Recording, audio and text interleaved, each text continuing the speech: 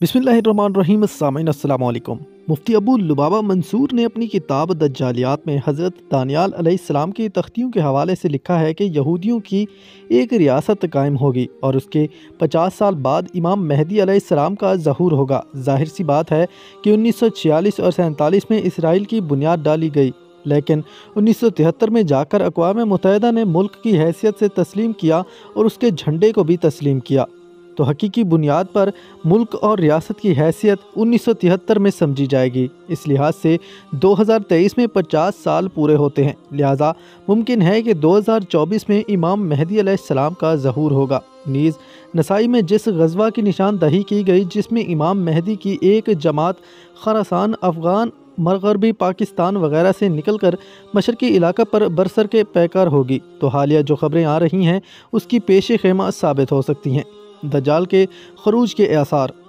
काबिल गौर बात तो ये भी है कि कोरोना का ड्रामा भी 2024 में ख़त्म कर दिया जाएगा। इस पर बाकायदा न्यूज़ 24 वाले ने एक लंबी डिबेट की है और मुल्क भारत में हिंदू ईस्टर का ऑफिशियल ऐलान भी गालिबन इसी साल होगा और इससे एक साल कबल यानी 2023 में तुर्की पर से पाबंदी भी हटा ली जाएगी, जिसका वाज़ेह मतलब है कि तुर्की पर जंग मुसल्लत कर दी जाएगी, जिसके नतीजे में कुस्तुनतुनिया कुफ़ार के कब्ज़े में जा सकता है। और सऊदी बादशाह की वफ़ात की ये रिवायत रही है कि अमूमन वो 90 साल के आसपास वफ़ात पाते हैं और इस वक्त मौजूदा बादशाह शाह सलमान की उम्र 86 साल है। मुमकिन है कि वो 24 और 25 तक 90 के आसपास होंगे और खिलाफत उस्मानिया के सकूत के 100 साल भी 2024 तक ही पूरे हो रहे हैं।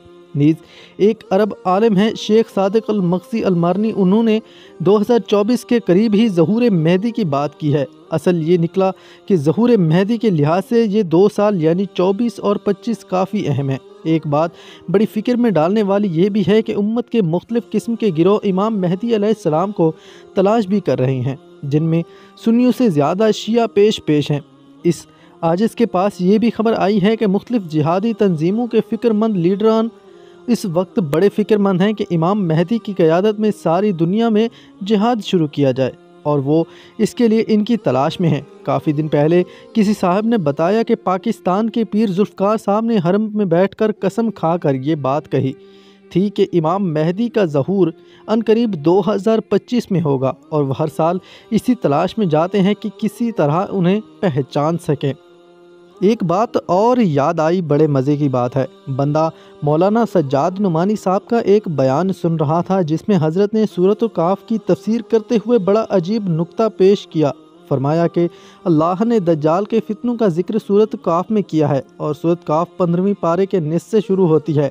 इससे मालूम हुआ कि दज्जाल का खरूज 15वीं सदी के निस्फ़ पर होगा। आगे फरमाया कि 16वां पारा शुरू होते ही दज्जाल का जिक्र ख़त्म हो जाता है, जिससे मालूम हुआ कि 16वीं सदी से कबल ही ये फितना ख़त्म हो जाएगा। मज़ीद ये भी फरमाया कि अल्लाह ताला ने दज्जाल के जिक्र से पहले बनी इसराइल का जिक्र किया है, जिससे यह मालूम होता है कि ये लोग उससे पहले काफ़ी चर्चा में होंगे, यानी उन्हें उरूज मिलेगा। अब हम हज़रत की इन बातों पर गौर करते हैं तो इससे भी यही अंदाज़ा निकल के सामने आता है, चूँकि दज्जाल के 15वीं सदी के निस्फ़ में आने का इम्कान है और हज़रत मेहदी इससे तकरीबन 5-6 साल कबल आएंगे और इस वक्त 1442 हिजरी चल रही है। 5-6 साल कबल मतलब 45 और 46 हिजरी, जो अंग्रेज़ी साल के हिसाब से 2024 और 2025 बनते हैं। इमाम मेहदी अलैहिस्सलाम के ज़हूर के बाद बहुत मुमकिन है कि 2025 के बाद इमाम मेहदी की क़यादत में तीसरी आलमी जंग हो।